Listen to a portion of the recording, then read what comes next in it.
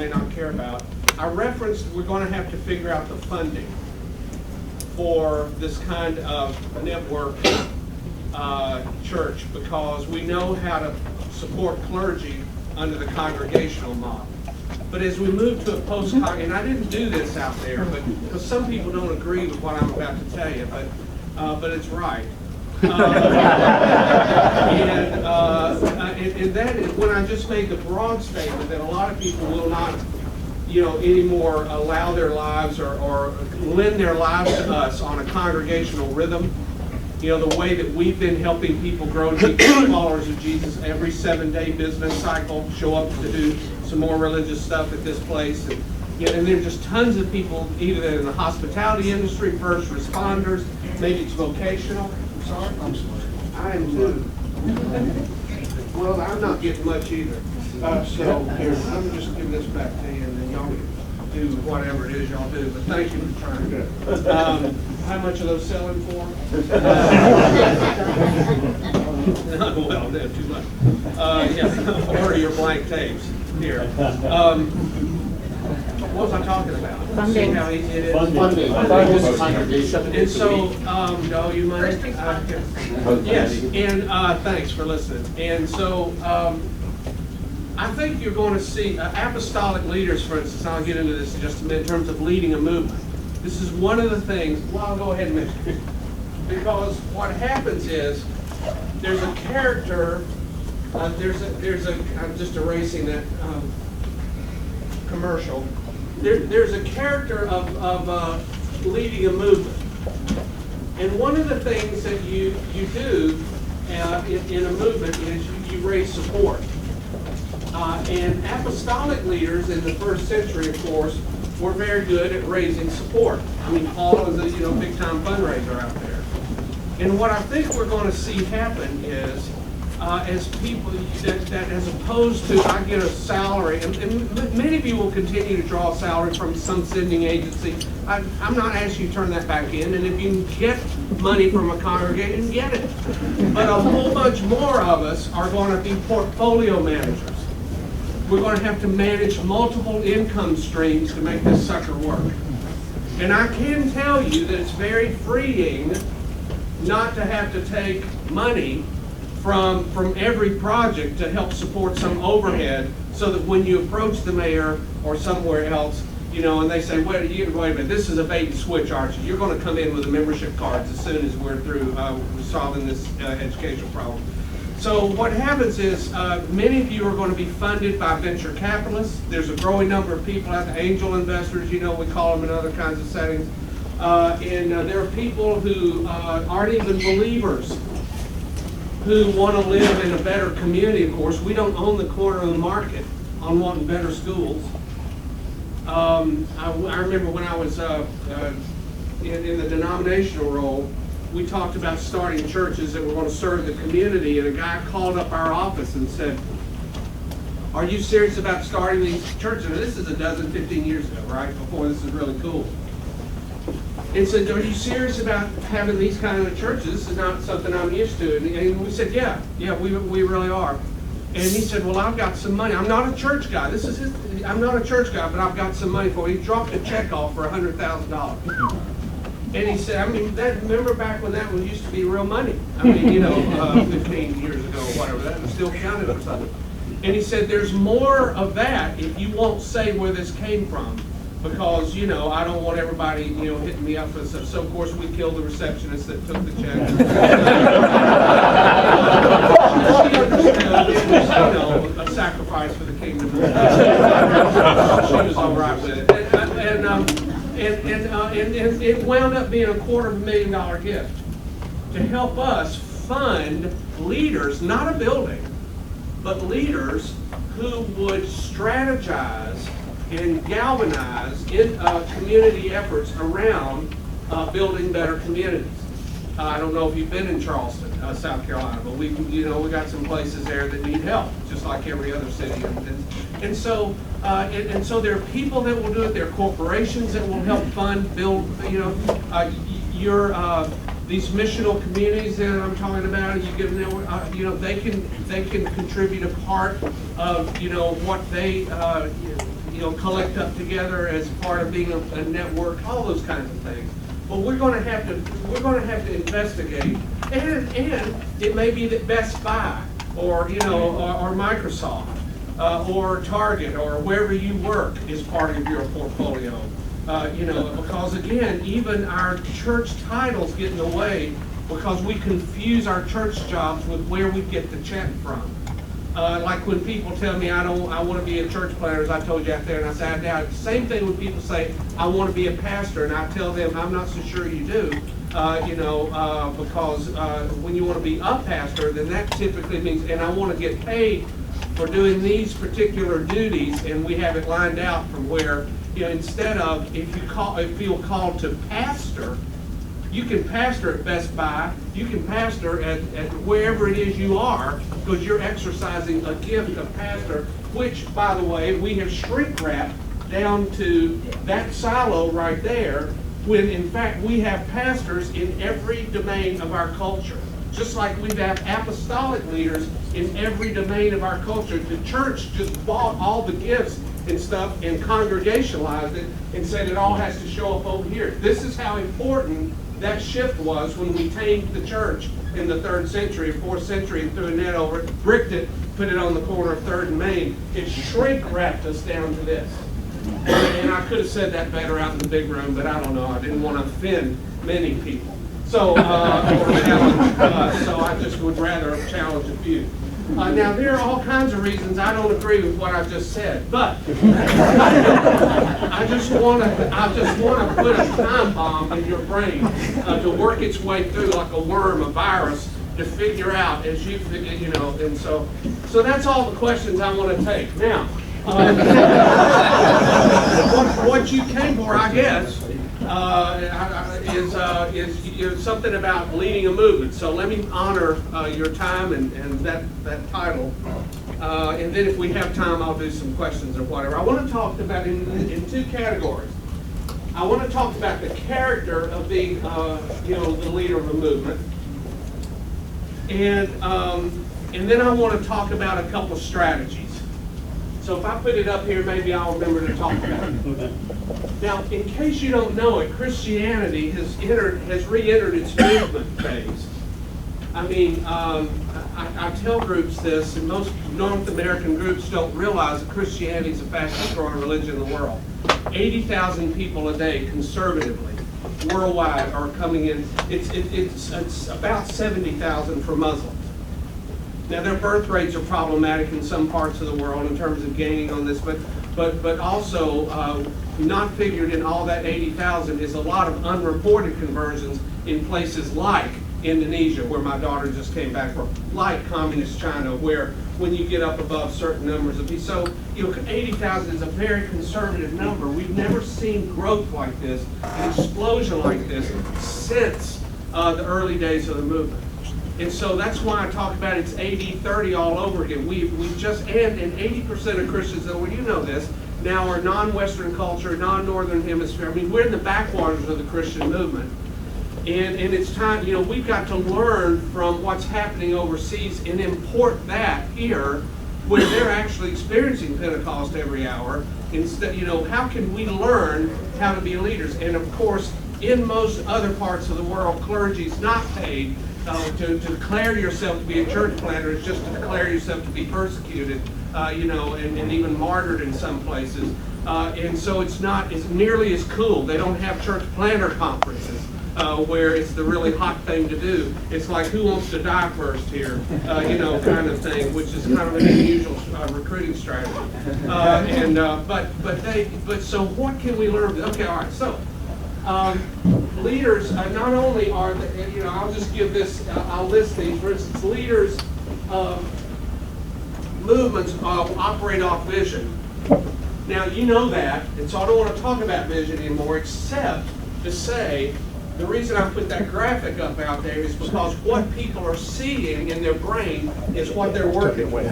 Storyline is running up here, and if you just make a single shift, like moving from a silo to a deployed model, it changes everything for you. It shifts the whole gravity from a church-centric to kingdom-centric kind of place. And also, of course, as I mentioned out there, this is more of a kingdom kind of orientation, and the implications for this, for scorecarding everything, are more significant than most of us realize. You do. I'm just thinking about the group I'm talking to next week. Not 2 weeks. I don't know. Next month. The kingdom-oriented view allows you to sign off on or to credibilize the expression of church that shows up in these other domains. And to know that the kingdom is the ultimate destination. I use this image a lot, and some of you have heard me talk about this maybe, but I'll tell you how different it is. For instance, to go home today, I go through Atlanta, Hartsfield-Jackson International Airport. Busiest airport in the world, 250,000 people, and I've met most of them. I can tell you, at least weekly, if not sometimes more, Atlanta Airport gets a scorecard confused. They apparently think they're winning when all the planes are on the ground close to the hub and the concourse is full of people. And so, now really what's going on when that's the reality, when all the planes are grounded. You got a bunch of people whose lives are screwed up. They're not getting where they want to go. In fact, you got a bunch of mad people. Al-Qaeda's recruiting on Concourse C. About gate 25.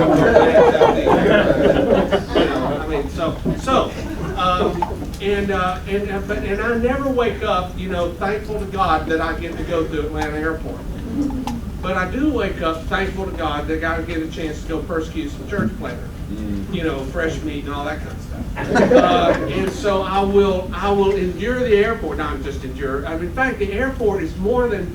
It's not an inconvenience. It's actually critical to my life mission. But when the airport screws up the scorecard and thinks it's the destination instead of where I'm wanting to go, it throws everything out of whack and messes up my life. Now you know where I'm headed with this. See, the church was never supposed to be the destination. Yeah. Jesus didn't teach us to pray, "Thy church come." It's not about a church showing up out there in the book of Revelation that we're all working toward. The kingdom is the destination. In fact, nobody here's got on your coffee table at home, great airports of the world. You just got to go there. We spent 3 days there. It was fabulous. We're planning a return trip. We just loved it so much. Are you kidding? That's a trip to hell. This asshole, poor sucker, stuck in Europe last year while that Icelandic volcano was belching for 10 days. They couldn't get out. Nobody. All right. So when the church becomes the center and we metric all of our stuff around stuff going on here, then that tail begins to wag the dog, and guess what? We spend all of our time. Oh, you know this. But if you move to a kingdom-centric worldview, it allows you then to see, it just changes everything. The whole center of your universe shifts. And the church still plays a very vital connecting role, but not as destination. That's what will allow you to change your scorecard and begin to celebrate life metrics, quality of life metrics, loving your neighbors yourself metrics, and not just church activity metrics. You're still going to count how many show up say, "I ain't stupid," and you're still going to count the money and get it pretty close. I'm not that crazy, but you're going to add. It's about expanding this stuff. Okay. Also, movement leaders are entrepreneurial. How do you spell entrepreneurial? And I can tell you what. In fact, I want to introduce somebody to you and ask him a couple questions, even though so hopefully you can hear it. But when I use the word entrepreneur, some people don't like it because it's a business term, but you do, because that's what you are. But I can tell you one of the key things about entrepreneurs that makes them entrepreneurs is they are risk tolerant, as opposed to institutional managers, which is of course something that I'm working against, which is behind this board. This is the overlay. You can be an institutional manager. Nothing wrong with that. It's just that if you want to plant the church, you're moving into leading a movement, not managing an institution. And institutional managers are, by definition, kind of risk averse. I mean, it's not like we're trying to give away the store every day. Now, it doesn't mean that by being risk tolerant doesn't mean that we're foolish or foolhardy or we keep committing the same $5,000, $10,000, $20,000 mistakes all the time. But what it does mean is that we're open to new, we're open to trying to do some risk.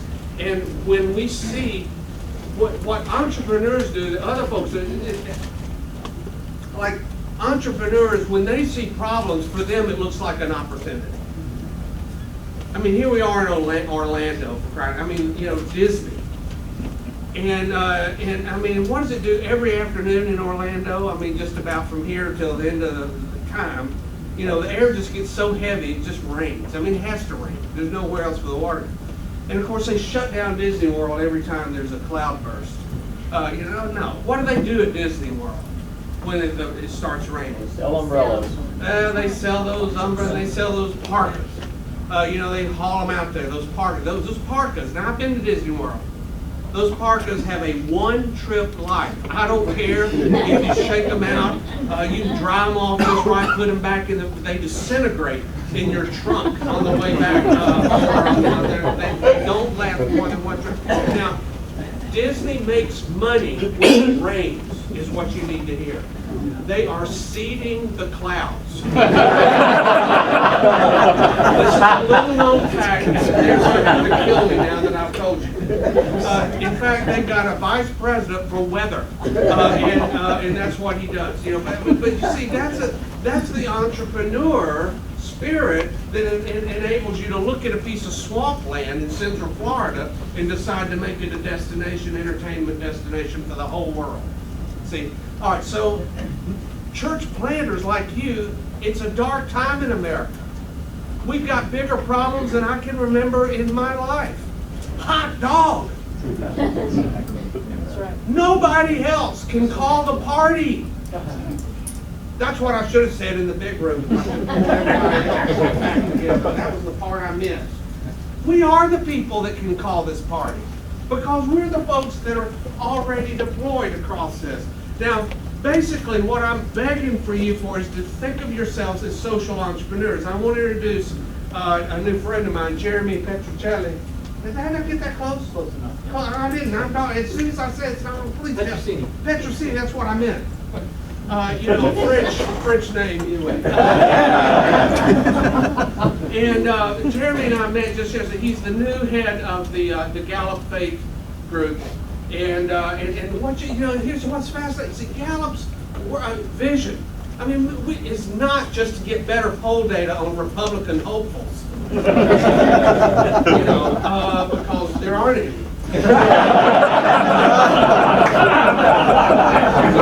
Republican hatefuls. No, I'm just messing with you, Republicans. Why don't you? Ouch! I know where I am. So, Why don't you run, Artie? So, but Gallup's vision is what? Solve the world's biggest problems. Solve the world's biggest problems. How's that for an epic win? Now, wait a minute. Isn't that our job? Yeah. Name a bigger problem than people's reconciliation to God, people's reconciliation with each other, people's reconciliation with themselves. Solve the world's biggest problems? Well, how in the world does Gallup get away with co-opting the church mission? Well, one way it does it is it brings Christians in, like Jeremy, to be head of the faith. Come on, you come on down here and play. This is a friendly group. I know. All right, 37 years old, church planter. Mosaic, yeah, Cleveland, Ohio. yeah. And you were there how long? 5 years. Now, wouldn't it be just like God to scoop up a church planter from Cleveland, Ohio, 37 years, and throw him as the head of the faith division? Why does Gallup have a faith division anyhow? They believe if you're going to influence the 6.8 billion people in the world to solve the problems, you got to influence the 100,000 leaders who can do that. In doing that, they break leaders into exactly what you laid out: government, education, healthcare, business, and then they said if you eliminate faith-based leaders, you don't influence the world. So, and they understand. Our COO actually just last week with the head of the North American Mission Board said the faith division is so critical because it influences all elements of our culture. Now, what I'm interested in from sharing, of course, I'm interested in a lot of stuff. But your take on social entrepreneurs and the impact of that, just to influence us as we think about being the church planter. So the number one need that we found of the 6.8 billion people in the world, we think right away, what are the problems in the world? Poverty and war. What we found is the number one cause of that is lack of a good job. That if you have a good job, that eliminates your need for food and shelter. You can all of a sudden pay for that. Part of the thrust that Gallup's helping work with government leaders around the world to do is to create jobs. One of the things I've discovered is that in working with entrepreneurs, these entrepreneurs are only going to capture part of that. And as a church planter, I said, that's what we are, right? That's what we are entrepreneurs. The term where it's a little bit different that Reggie just mentioned is social entrepreneurs. We don't exist just for profit or service or to buy a new yacht. We exist something socially that's about a mission and a missional component. Well, and how do you think they develop?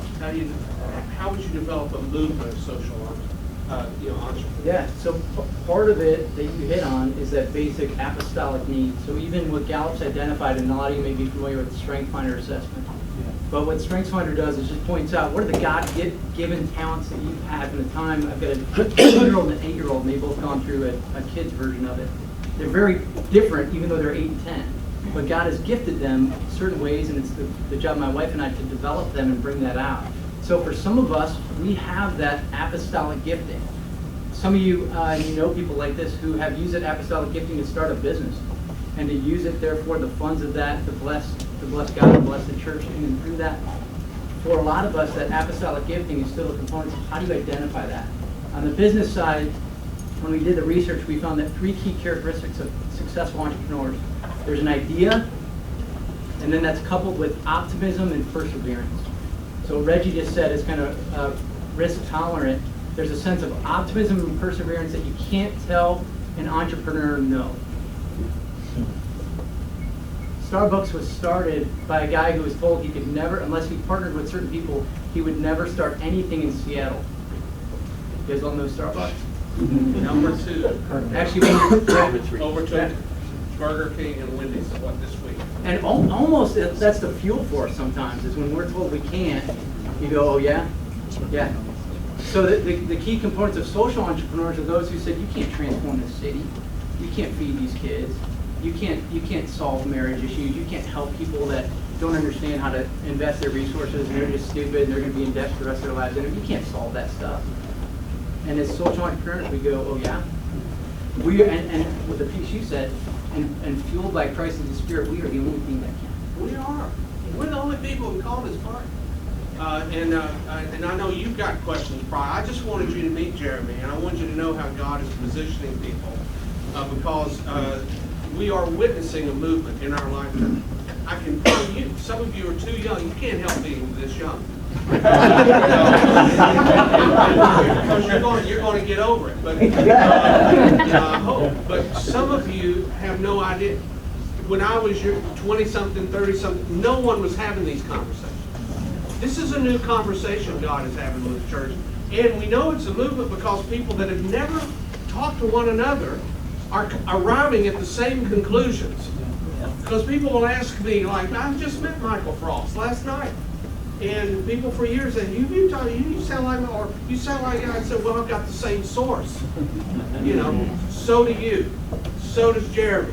And so the Spirit is pulling this back. It's so exciting to see. And if there's any group, I was talking with Todd Wilson and Dave right before the session in there.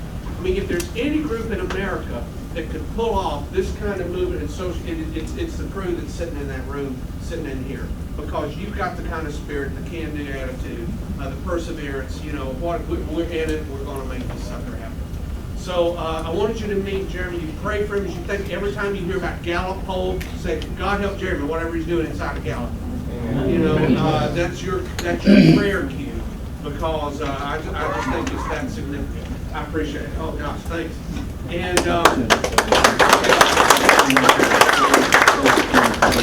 you know, because business people get the same vision you guys. I mean, here's a corporation, a huge corporation, but I had a group, a guy sitting in one of our missional Renaissance leadership committees, and I was talking about how the church needs to be the church where people already are, just to show you an example of apostolic leadership in business. And I said, we need a church at every Starbucks. We need the church at every Starbucks, every Walmart. God knows that's where America is. Every Target, every mall. That's where the church needs to be, not. And so one of the guys in the room there is a guy named Steve Green. I'm not talking about the singer, but the president of Hobby Lobby.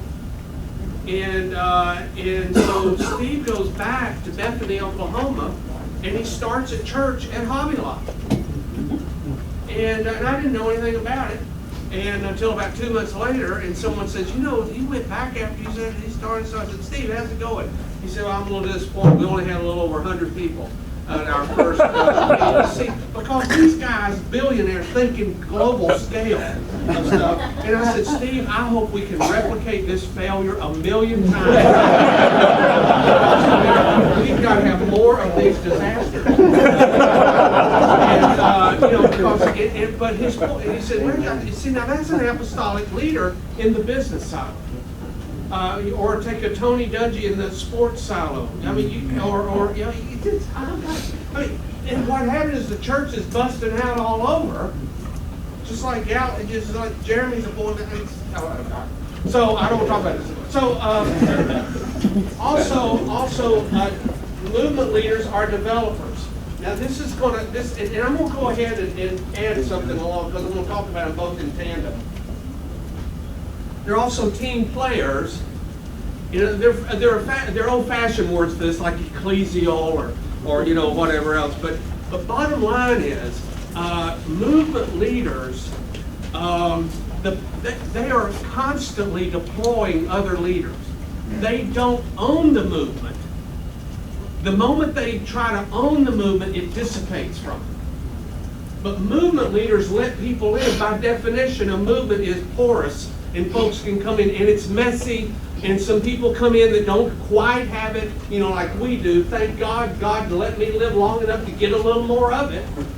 So why can't I be patient with other people who are coming along in their development of these ideas? See, movement leaders get that. So it's a come on, yeah, you can help. Whatever you bring, you can help kind of thing. And they also tend to develop people, or I just realized I'm screaming. I don't know, I wake up screaming in front of crowds. I'm trying to be heard back there. Okay, I don't know. I'm trying to no problem. I don't mean to be blessed.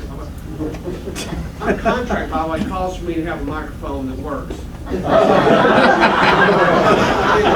think this is hazardous duty to have to scream at people in the afternoon of all things. You have to sit on the floor. You should demand a refund.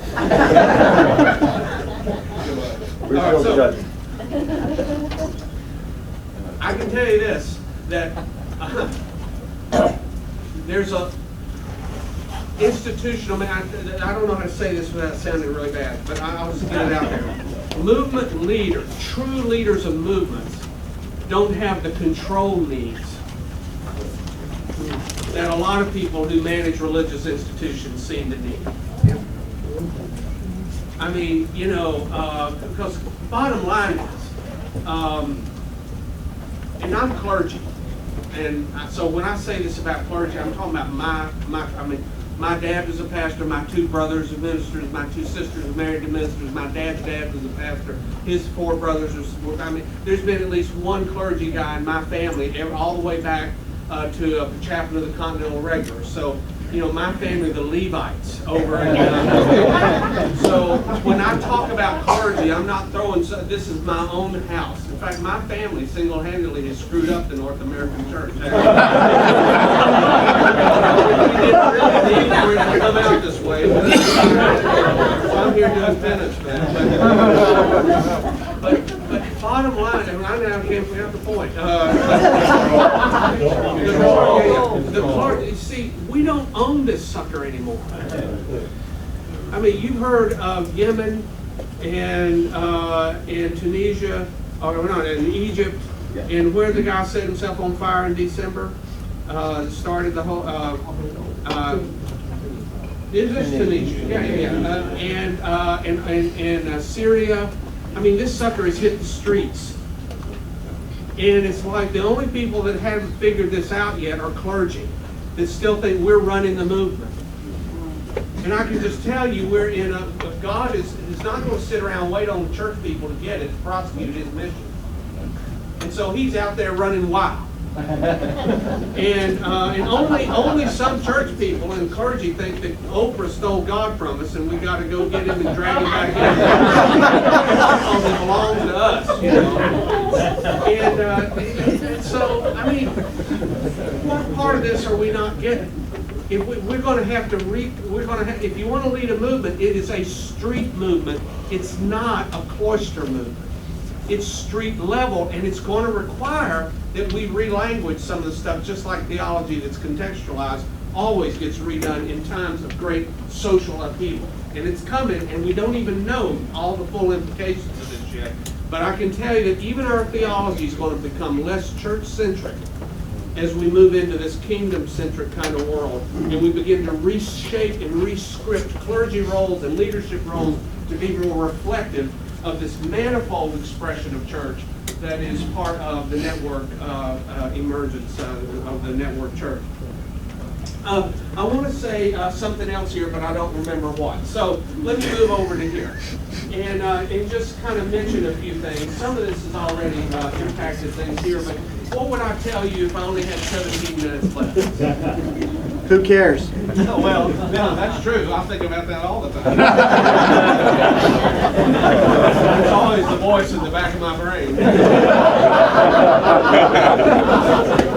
I appreciate the spirit. It's awful.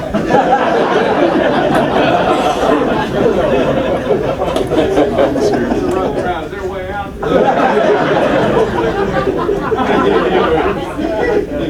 In the spirit of that, I'm going to say go first. I can tell you that as leaders, of course, people are watching us for cues.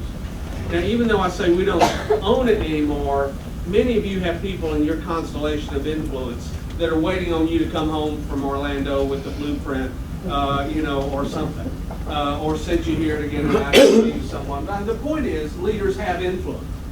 And however large or small it is, I can tell you that people in your constellation of influence will really believe you when they see you acting differently.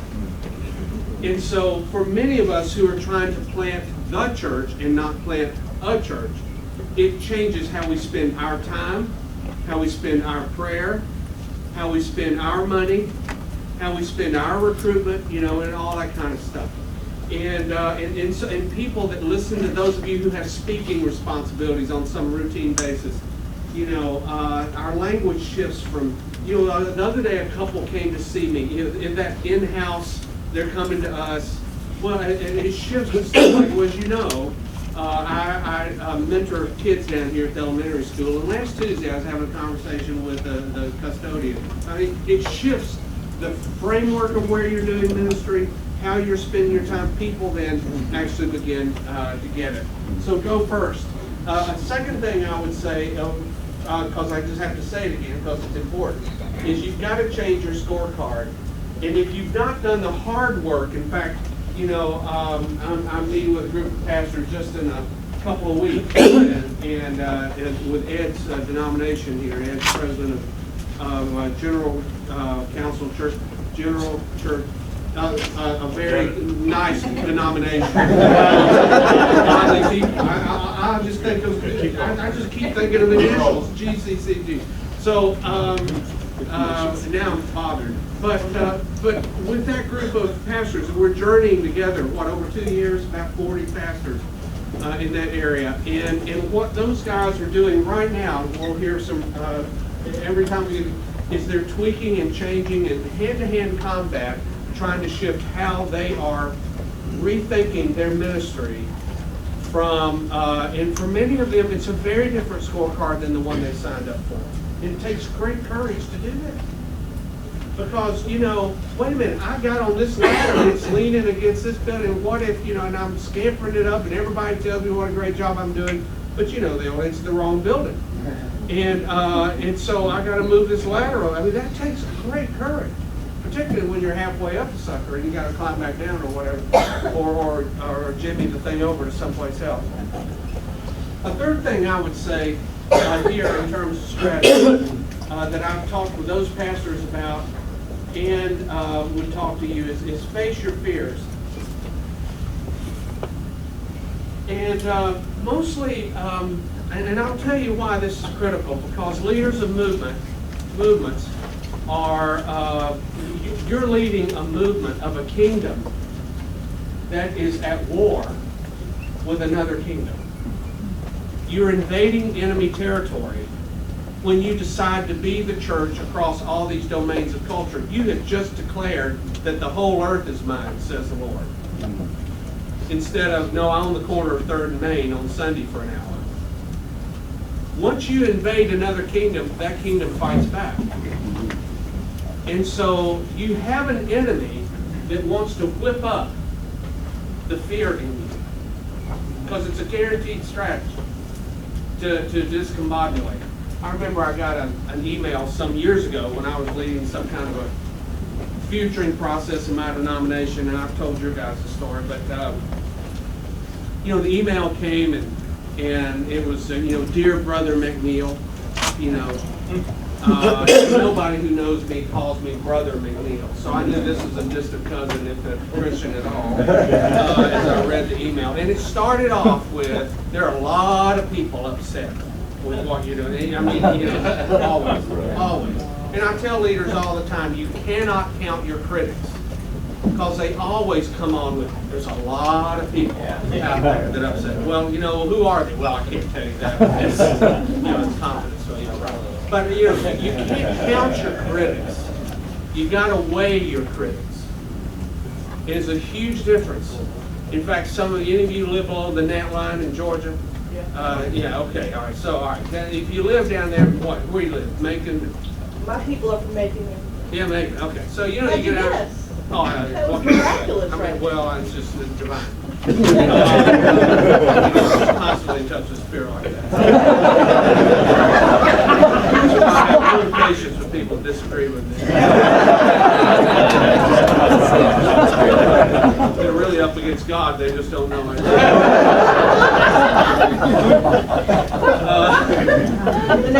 You probably have other options, but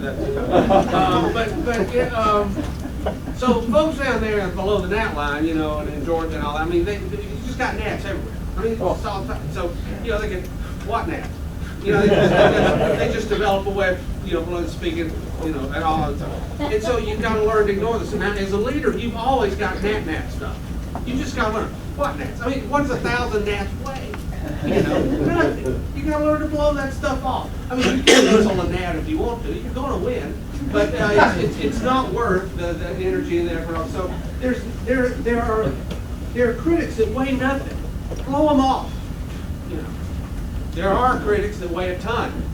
You know, one of them you better know the difference, and which takes judgment and a whole bunch of research and being smart on your part. You know, and managing conflict. In fact, we're talking about that in 2 weeks with Edge Crowd. And so, the truth is, I didn't know this guy, so I didn't know how much he weighed. All I knew is he was telling me he had a whole big following out there, you know, the typical kind of stuff. And by the way, it's 45 minutes before I left to go on a 10-day trip across, you know, overseas, back in the day, where if you were gone, you were really gone. You know, some of you can remember how blessed that was. No one was expected to hear from you. They didn't care if you just, you know, fell off the edge of the planet. You were gone and out of mind and out of sight, and all kinds of habits were gone, but you would have to fix them when you get back. But they're not going to be in touch. All right, this is not. So my first thought was, God, why couldn't you hold this email off? I don't have time to deal with this. I got 10 days. I was going on vacation. And, you know, so I emailed this guy back. And by the way, the email's copied to everybody, right? Billy Graham,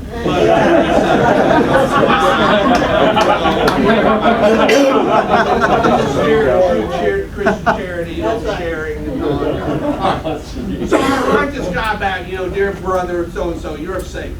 I'm going to hand you over to him or something like that. That's what I thought. But dear brother so-and-so, we obviously need to talk. I'm leaving the country, be back in 10 days, be in touch. Boom. Reply, send. The problem is the email's gone, right? It's sent, but it ain't gone. It's right here. And all the way overseas overnight, I compose about 300 replies, to this email. Each one would be a more rapier thrust. He'll bled to death before he knows he's been free. I'm just dicing and slicing. 3 days into the trip, I'm still working this email over.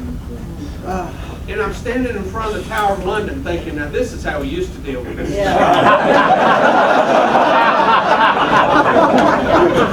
Except, of course, I'd be the guy on the inside because there was mention of heresy in the email. And it's what religious people will do to you before they let you die. That's the real challenging thing. Purify your soul or whatever. So I turned to my wife. We've been married, I have 15, 16 years of that for us. I can't get that email off my mind.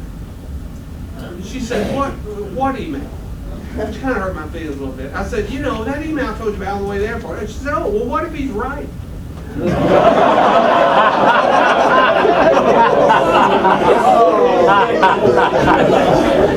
she saw me kind of, she said, no. She realized how that came. She said, no, what I mean is,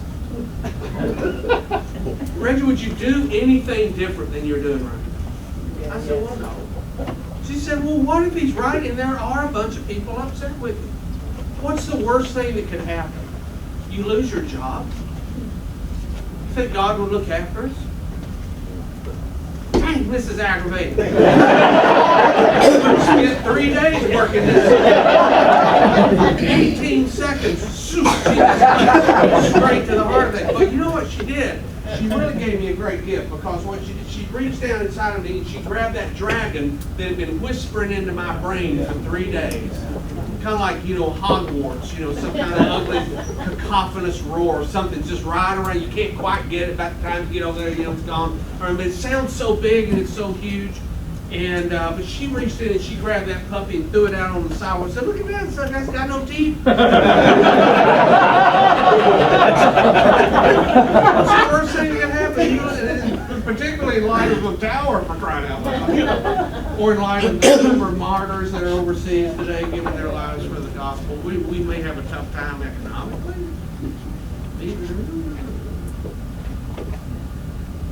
When she did that for me, by the way, and plus she wanted to get on the beef eaters tour. It's time for me to grow up, kind of. It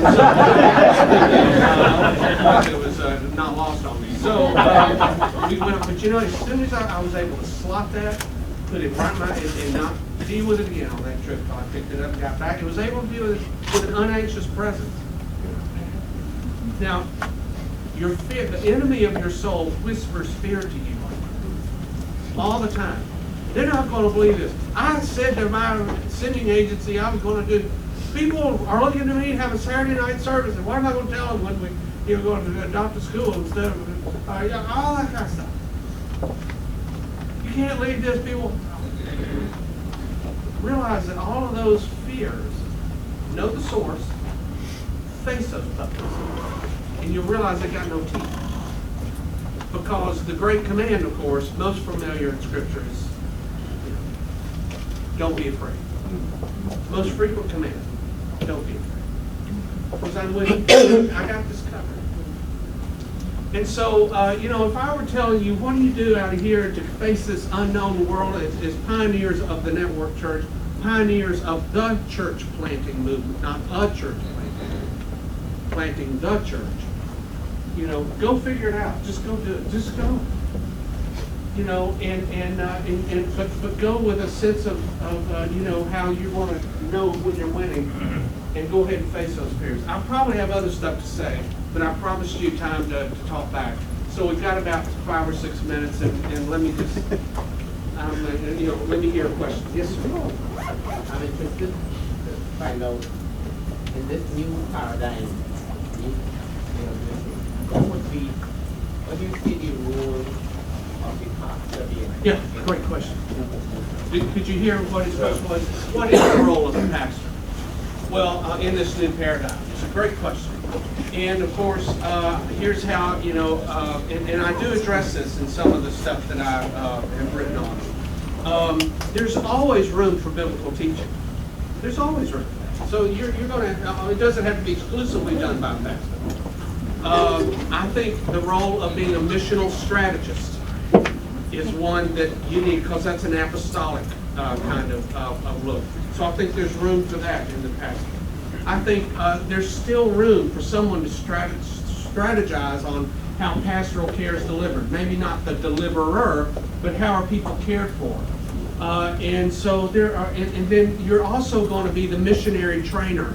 And yeah, I mean, because we've got to help people like the Steve Greens and others who understand their role as leaders of the movement, but with a business title. We've got to help them understand how to do that and how to train them to be comfortable, you know, and do this. So, I mean, those are some things that come to mind. And but all of those things are going to put you with a different scorecard and a different emphasis. Because in the North American context, we took pastor and we target as pastor, we made the church the target of your efforts. And I'm saying in this new role, maybe that gets turned to an external focus and to a people development focus, not a program development focus. Great question. Yes, sir. I saw your book downstairs, Missional Renaissance. What's the most helpful part about it for us in relation to this subject? Scorecard ideas. Okay. I just give tons of them. And not prescriptive, just ideas. Just excite your imagination. And I use that resource reallocation modality to help you do it. So, because most people, when you think scorecard, it's just a blank. We don't. But if you think, all right, prayer, and you know, money, and yeah, it just helps. It just helps. A lot of our like supportive church staff they're more programming focused. So obviously you listen to something that the pastor's role is changing. Do you even see a need for those supporting staff members in this new paradigm? Probably less, but still helpful, and I'll tell you how. Because there is still room, as I said, for people development. And I'll give you an example. All right. Network Church, Aarhus, Denmark. Second largest city in Denmark. College town, 350,000 people. Where 1% of the population in Denmark goes to church. And but there's a growing church there, and I can't pronounce it. But Suna Anderson is the executive pastor of this congregation that is growing at 14% a year. Has passed over 1,000 people, but they are a network church of missional communities. In fact, Suna is part of it, not the leader of, but part of a missional community that meets in his apartment building. And he lives there as a missionary. That's his been because he moved from the burbs into this, from the gated community into this community that probably ought to have a gate. And I'm not sure in or out, but I mean, deliberately moved his family into this kind of deal. Suna's job as the executive pastor, now he has to count some stuff, and he's responsible for overall coordination of this network and training of leaders and that kind of stuff. See, that's a very important part of pastoral stuff. I mean, I'll think of better answers on the way, but always training is critical. But he has 5 cohorts, or he calls them clusters, that he meets with every week. And these are all business leaders in his city. And so the predominant way that he's doing ministry is pouring his life into these community leaders. And he tells them, when he meets with them the first time, I'm glad you don't have a church job. Because that would be, we need you to be a leader of, for Jesus right where you already are. And I just want to come alongside and develop you as a person and as the leader you could be. Now, we think in the United States, we're not, come on, you pay people for that. But you see, they are growing like that because they are investing in people who are multiplying themselves many times over out there in the kingdom. It's much more of an apostolic model and a reproducing model. In Suna, then, some couples, along with some corporate responsibilities that he has, but his majority ministry is a people development agenda, not a program. See, the problem, it's not your problem because you're smarter than this. But in a lot of churches in North America, we are so program driven, it eats up all of our resources, our energies, our money, and then we think that how the programs are going is a reflection of the health of the church, and there may be no correlative whatsoever. Because you can have a successful program that's being, I feel very same way, especially as I get closer to the airport. But there's, in fact, we can operate program churches off of anybody who will pay the ticket. Money, time, energy, talent. You cannot have a missional congregation absent missional people. And that requires that you put people development as the single point of what you're trying to get accomplished. And that is very labor intensive and very pastoral and requires a lot of work. Let me take one more question. There seems to be a lot of talk this year about the power of the and, which seems, I'm just curious how you would respond to that in connection to your three priorities, missional renaissance. You throw that word and in there, does that work? It doesn't seem like it does. Well, I tell you, that's a great question, and I'll tell you why I didn't frame it as and. Because I'm not going to shut down congregations and gatherings and all that kind of stuff. I know that. Even if I try to firebomb the, and all that, I'm just trying to put some tension, over on and to expand the bandwidth. That's all I'm arguing for, and so that's why I put so much pressure over here. Just open and move this sucker a little bit that way. Very insightful. You're exactly right. I did that on purpose. I can't take any more of this.